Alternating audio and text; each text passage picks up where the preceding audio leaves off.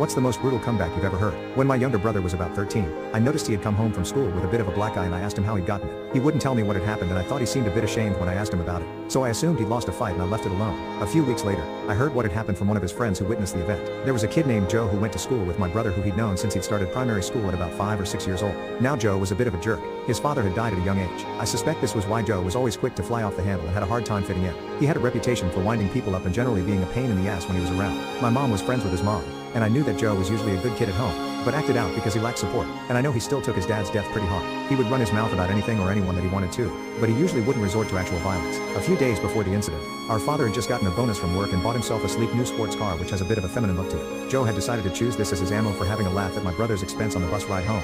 Joe said, "Hey, does your dad do his nails and style his hair? He's driving a girl's car." My brother replied with, "What does your dad drive? A coffin?" When I asked my brother about why he lost the fight, he told me he was so ashamed after he said it that he just took the beating out of guilt.